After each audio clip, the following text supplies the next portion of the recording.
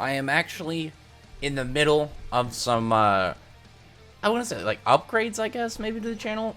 Hopefully, within the next couple months, I'm going to put in some work, and I want to get a actual editing, like, setup down. I'm going to mull over some more ideas. The only thing I really had so far is I was, like, thinking about, like, how I kind of wanted to have it.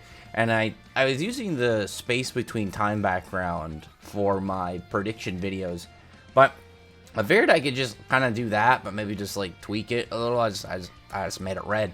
And then I wasn't too sure what I'm going to do entirely, but I was getting really annoyed at where my whole setup I was doing, like, a little bit ago, where, like, the videos wouldn't, like, for some reason OBS wouldn't record them all the way. They'd be super choppy. So I'm just doing some, like, kind of mashup between what I was used to be doing and what I was currently doing, just as, like, a placeholder for now. I'm gonna do hopefully a whole new setup within the next month or two, but to kind of save me some time and just kind of, you know, keep it pretty casual for now, I'm going to pretty much just have this. I'm just gonna go a little bit old school. I'm gonna have, well, I guess old school for me, I'm gonna have my old character render here, you know, pointing at a panel, and I'm gonna have the whole red space between time background just, you know, doing its thing.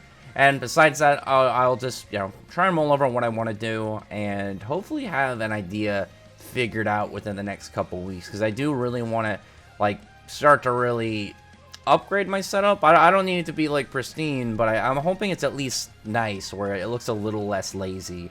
I've just been waiting on upgrading my computer parts. Like, I really want to just update some hardware and stuff, so I think I might be able to start getting that started within the next, like, month or two. So I'm hoping along that time as well I can get my YouTube stuff upgraded as well. But for now, we'll just leave it at this. Anyway, I rambled a little bit too much before we're going to this video, but further if we on this new 7 Deadly Sins, Four Nights the Apocalypse. It's weird that it's titled that, because I was just going Four Nights the Apocalypse. I don't know when they added the whole 7 Deadly Sins, you know, edition on there, which I'm fine with. It is like a continuation of the world, but it's like, to me, it feels like they just kind of added that on to help with recognition, just to make it easier for them to, you know, to kind of add up onto it. Because when prior to that, I mean, you know, it was 7 Deadly Sins, but it was about the 7 Deadly Sins. The 7 Deadly Sins aren't the focus in this series. It's kind of like an aftermath. I don't really know. Like, it would make more sense if, like, there was some overall title to it, and then the previous one was that overall title to it, and then, you know, you put in some art, you know, 7 Deadly Sins, and then it's this one, Four Nights the Apocalypse. Kind of like it's, you know, a large overarching story, and those are just segments of it. But this is a good chapter. I think it's pretty obvious now that Anne is going to be the female lead of this series. Not only, you know, do we see her fight, so we know that, you know, once we get her onto the team, she's going to be able to hold her own in situations. I'm curious to know if she's going to have anything else for her abilities. Like, she's got a rapier in this chapter, which I thought was pretty cool. Rapier is a neat weapon. We haven't really had much, like, rapier fighters in a lot of series. I know some of these Sins had, not Jericho, Gila, but, you know, after, like, the first chunk of the first primary arc of Seven Deadly Sins, she kind of got shafted. Like, Nakaba did the humans really dirty in that series after, like, after the whole stuff with Hendrickson, because, like, they kind of became, like, almost more spectators for all the stuff the 7 Deadly Sins was doing. And that's one of the things I like about this series, I think a little bit more, just in general, is they're not starting nearly as overpowered as the other characters. Like, we're seemingly having, like, you know, the Holy Knights and stuff, you know, be a similar antagonist group as how it was at the beginning of 7 Deadly Sins, but Percival has a, you know, an OP ability, but he doesn't have the skill, he doesn't have the training, and he doesn't even really have the control over his own ability to have that same level of just, the second Meliodas really started to flex on people, he would just completely dominate them. And then we found out stuff with, like, the other, you know, the other Sins were also really powerful in comparison. Meliodas was nerfed multiple fold over, not having, you know, not having a sword, not having his actual sacred treasure, having his power sealed up by, you know, Merlin and the Druids and stuff. So it was just like, it made it so there wasn't nearly as much of, like, a growth of like, power-wise of the character. So it was more of just, like, what kind of obstacles are they going to have to kind of deal with in order to get the cast kind of, like, re-powerful, and then only some of the characters really kind of got upgrades. And it's one of those things, like, power level increases, you know, it's not vital to the series, but when you have a battle series, it always has a really nice feeling towards comparing where a character was way early in versus, like, way later on. And you can see not only, like, character growth, but, like, their own, like, ability growth as well. It is really cool when you can just kind of see areas they've overcome and places they've kind of climbed. Kind of like the idea, if you played a game and it would be like a bad guy or an enemy who's essentially like a boss the first time you fight them, but then like way later in the game they're more of just like a tougher enemy. They don't have that same level of intimidation and presence, and you're just gonna be like, okay, it's an inconvenience. You're gonna steamroll them. But after that point, like it's neat that we're having them be a little bit more grounded, because outside of Percival, the rest of the cast isn't that powerful. Like, Nasians has, like, his poisons and stuff, and he's got a pretty neat ability, but he's not overpowered. Donnie has, like, he's got a good ability with some strong potential, but, like, right now he's not really a fighter. We are fully aware of that. And like I said, Percival doesn't have any of his... He doesn't really have the skill. He's just got, like, a really good raw talent ability, but he doesn't have nearly enough of a grasp on it to utilize it properly. And then we have this new girl, Anne, who not only, like, she can fight, but she's also 16. We found that a little bit as well.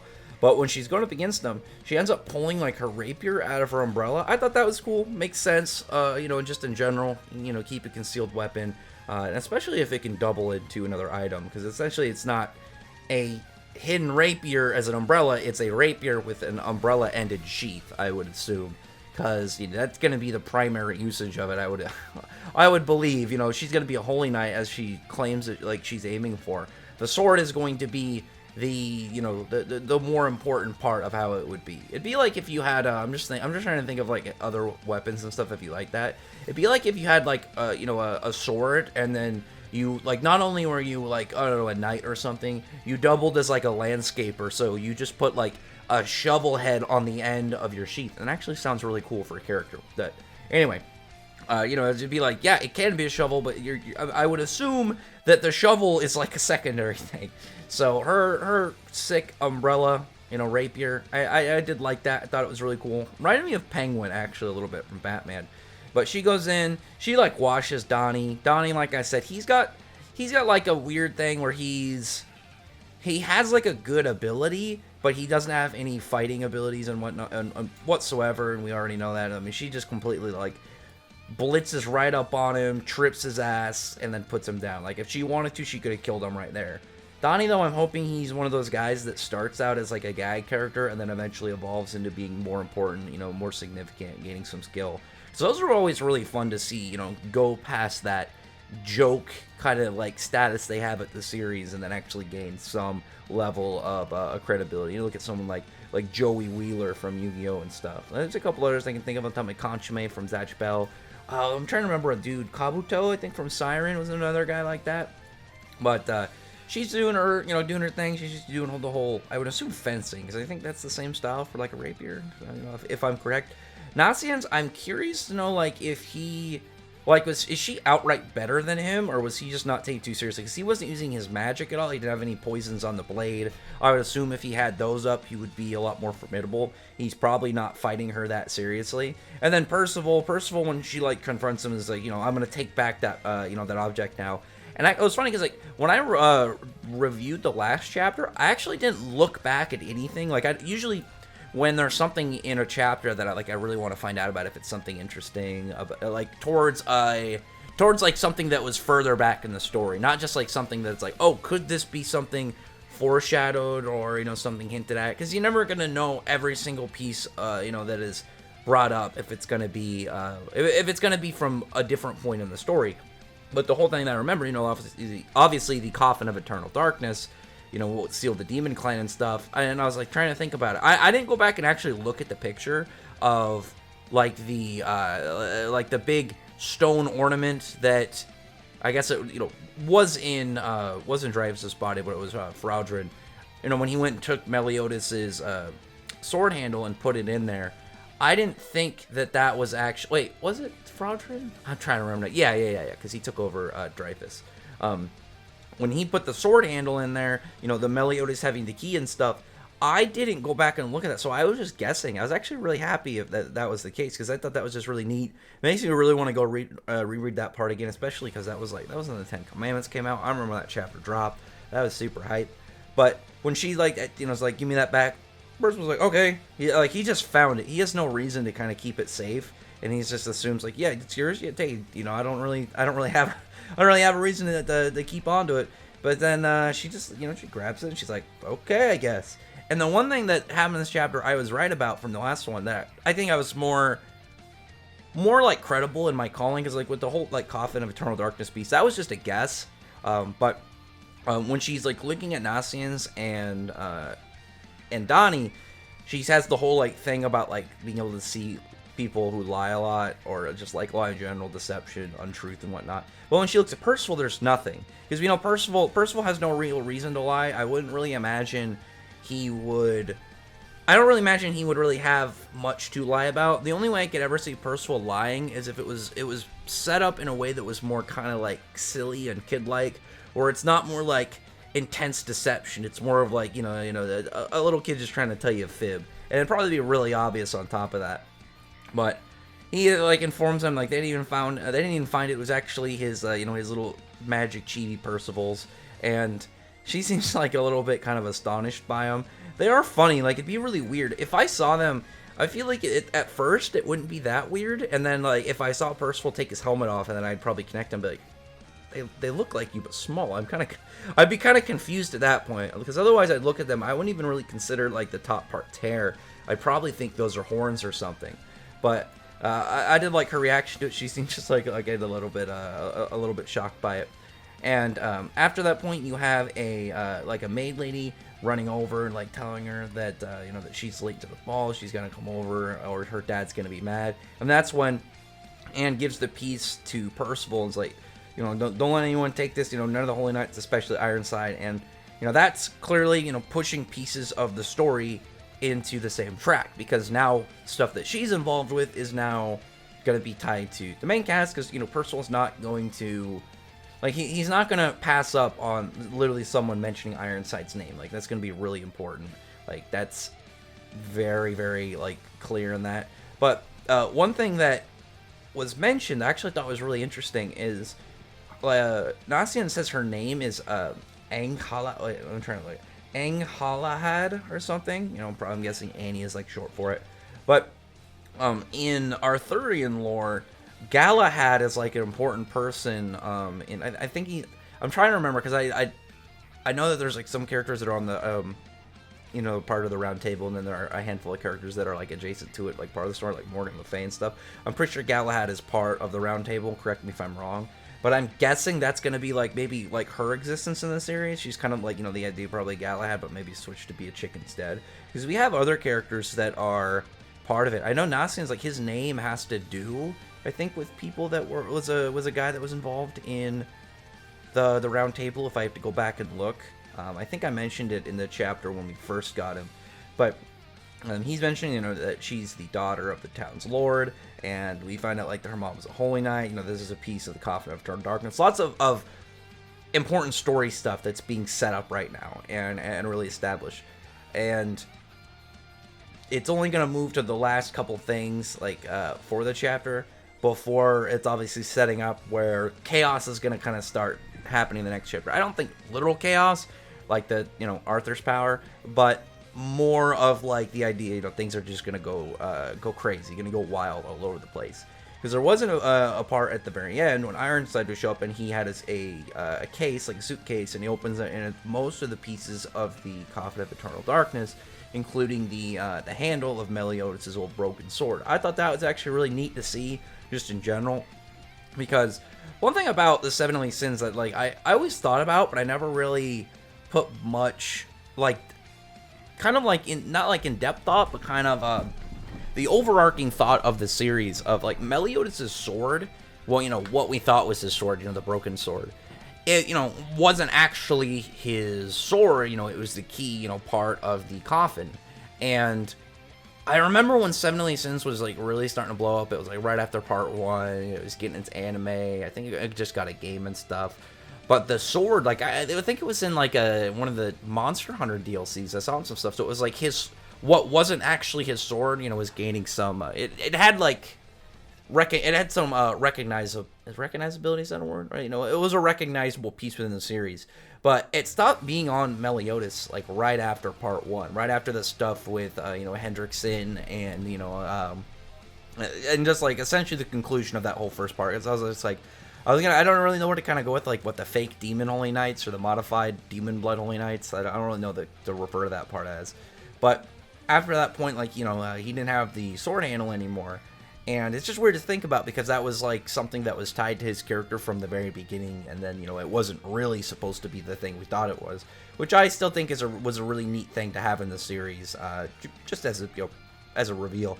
But after that, when they have it all, like they're only missing the one piece, the piece that Percival has, and Sin is like saying if it's complete, then it'll be hell for all of us. And the thing about Sin, because when he's saying like hell for all of us, we don't know exactly what Sin is other than a talking fox, but the thing about Sin is obviously Sin is some form of magical creature, whether or not this is Sin's actual form, or if it's like something kind of like a Yoruichi thing where it's like this is just a form that Sin is taking. But I assume that you're just under the idea magical creature, and then we know that Arthur and the Holy Knights clearly have something against the the non-human races right now in Britannia. And I don't know a ton about Arthurian lore, but I have watched stuff that, is based off Arthurian lore, and I have looked into a little bit.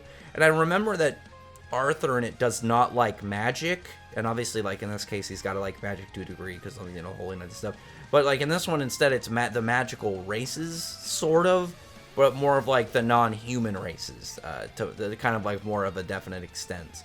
So my guess is that he's going to want to seal all of the non-human things in there. Because if he wants to get them out of the way, this would be the best way to do it. You're going to seal them, so it's not like, if you start killing them, they're going to start, a bunch of them are going to run away, and I don't think it's going to just, like, work out the same level of just, like, if they, I don't know why they just won't run them out, like, kick them out of Britannia. They've got the forces to do it. There's only a couple characters really in Britannia that could pose a threat. You have like Meliodas, Bond, King, Diane, Gowther, relatively any of those kind of like class people. Maybe if Mel shows up. I don't think Merlin, because I was talking to somebody about it, and they're saying like it wasn't the coffin exclusively for sealing demons, but I think Merlin is would be able to figure out a way to adjust that and make it into a more of like a widespread thing, more on not just demons, like also maybe the giants, the fairies, and any of them, maybe if there's any more vampires around and stuff, just because I don't think Merlin is anything but loyal to Arthur still after the extent we got near the end and finding about her whole motivation and stuff. But I would see it completely possible for her to figure out a way to do that. And it's funny because like I mentioned near the end of my 7 Deadly Sins reviews, because I didn't really like Merlin as a character a whole lot, because I felt like she almost had like a plot device existence in the series. She would just do things. And I never liked that about it, because it's like, you can have an OP character, but you have to make them balanced, and do it in a way that they don't feel like almost like a get-out-of-jail-free card anytime they're on screen, because that's what Merlin really felt like. Like, Escanor, we knew from the go. Like, not even, like, when Escanor actually showed up in the series, because before he showed back up in the series, there was that short couple chapters where we saw when he destroyed, was it Danafor? No.